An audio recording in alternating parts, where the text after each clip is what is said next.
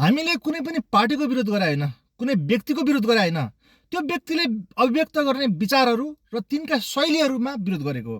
अस्ति अमलेश कुमारले के भन्नुभएको थियो, यी बुढा नेताहरूको एउटा खुट्टा संसद भवनमा छ, अर्को खुट्टा आर्यघाटमा छ। त्यतिखेर मैले विरोध गरेको थिएँ, तर आज म विरोध गर्छु उनले भनेको कुरालाई गर्दिनँ, किनकि परम्परा भत्काउने नै नाममा जे पनि गर्न थाल्नु गलत हुन्छ। जस्तो प्रधानमन्त्रीले नीति तथा कार्यक्रममा उपस्थित नहुनु गलत थियो, उनले राष्ट्रपतिले सम्बोधन गरिराख्दाखेरि उभिएर हिँड्नु गलत थियो, र आज बजेटको बारेमा छलफल भइराख्दाखेरि परराष्ट्र मन्त्री त्यहाँ हुने कि स्वर्णिम अग्ले अर्थमन्त्रीज्यू त्यहाँ हुने, यो कुरा त गम्भीर रूपले हाम्रो अमरेश कुमार सिंह राष्ट्रिय स्वतन्त्र पार्टीकै मान्ने भएर पनि उहाँले उठाउनु भयो नि त।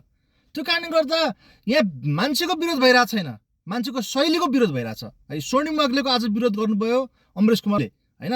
त्यसै गरिकन प्रधानमन्त्री बालेन्द्र शाह मधेसबाट त्यत्रो जितेर आइसकेपछि मधेसमा राम्रो तरिकाले बजेट हालिएन भनेर आज मधेसका जनतामाथि चाहिँ अपहेलना भयो भनेर अर्को कुरा उठाउनु भयो अमरेश कुमार सिंहले। यसै गरिकन हर्क साम्पाङले पनि के भन्नुभयो त भन्दाखेरि जुन फर्स्ट रो छ त्यो फर्स्ट रोमा संसदीय दलका नेताहरू बस्ने ठाउँमा कोही पनि थिएनन्, म एक्लै मात्र बस्नुपर्ने हो भनेपछि यो के हो?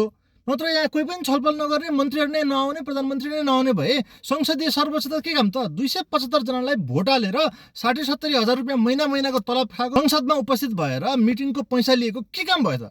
आज उनले रिसाएर खुरुको हिँड्दिए त्यहाँबाट। यस्तो तालले त संसद हामीले जिताएर पठाएका मान्छेहरू त्यहाँ नबस्दिने, संसदमा मन्त्रीहरू छलफल नगरिदिने, बालेन्द्र शाह पनि नआइदिने संसदमा, त्यसपछि प्रधानमन्त्री पनि नआउने, अर्थमन्त्री पनि नआउने।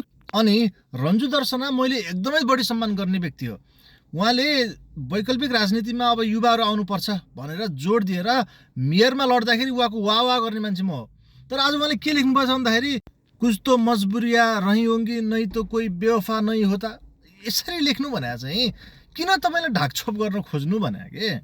जुन कुरा गल्ती छ तपाईँ कि त गल्ती भन्नुहोस्, गल्ती भन्न सक्नु हुँदैन भने तपाईँ राष्ट्रसभाको भएको भएर चुप लागेर बस्नुहोस् बरु हैन। तर यसरी ढाकछोप गर्न खोज्यो भने मान्छेले तपाईँलाई हैन गाली गर्छन् गर्दैनन्।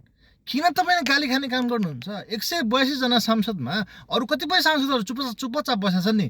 हिजो तपाईँले यज्ञमणि अधिकारीलाई देख्नुभयो नि, बालेन्द्र शाहको कुरा गर्ने बित्तिकै मुख न्याउरो बनाएर तल गरेर खुरुखुरु हिँड्ने नि, हो त्यसरी चुपचाप गरेर हिन्दी हुन्छ नि बरु हैन। किन ठ्याक्क लगाएर बोलेर तपाईँ विवादमा आउनुहुन्छ?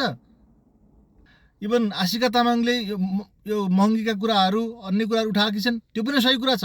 राम्रो कुरालाई राम्रो भन्न सक्नुपर्छ, नराम्रो कुराहरूलाई विरोध गर्न सक्नुपर्छ है। तपाईँहरू सांसद त्यसै भएको होइन, त्यसै तपाईँलाई 60-70 हजार रुपियाँ तलब दिएर खुवाएको होइन।